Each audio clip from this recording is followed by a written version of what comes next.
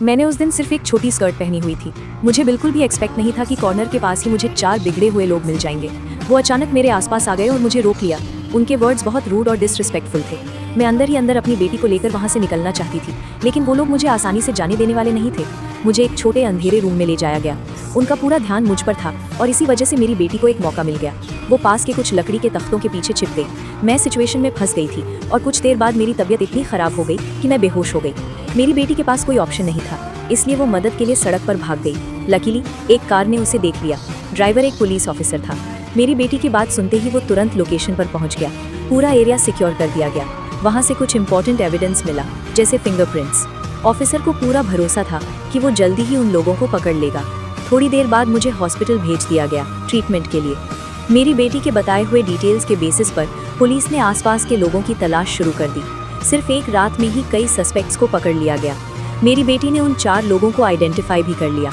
Police को लग रहा था कि इतने स्ट्रॉन्ग एविडेंस और विटनेस के बाद जस्टिस मिल जाएगा, लेकिन उन्हें नहीं पता था कि उन लोगों के फैमिली कनेक्शंस काफ़ी स्ट्रॉन्ग थे। अपने बच्चों को बचाने के लिए उन्होंने एक टॉप लॉयर हायर किया। वो लॉयर ऐसा था जिसे सच या झूठ से ज़्यादा पैसा मैटर करता था। इस दौरान मैं फिजिकली ठीक हो गई और घर लौट आई, लेकिन मेंटली मैं बिल्कुल टूट चुकी थी। धीरे धीरे मुझे एंग्जाइटी होने लगी। अगर मेरी बेटी नहीं होती तो शायद मैं ज़िंदगी से हार मान लेती। ट्रायल के दिन बाहर रिपोर्टर्स की भीड़ लगी हुई थी।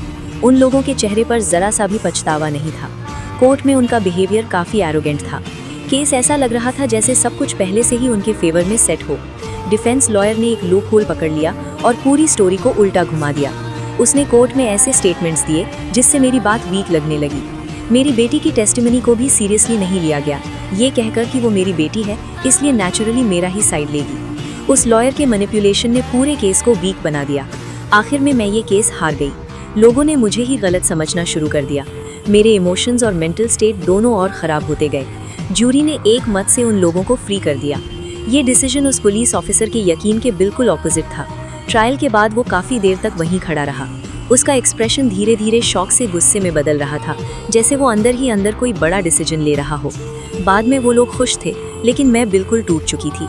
मुझे समझ ही नहीं आ रहा था कि इंसाफ कहाँ गया। आखिरकार मैंने सब कुछ खत्म करने का सोचा और इस दिखावे वाली दुनिया से दूर भागना चाहा, लेकिन सही टाइम पर उस ऑफिसर ने मुझे रोक लिया।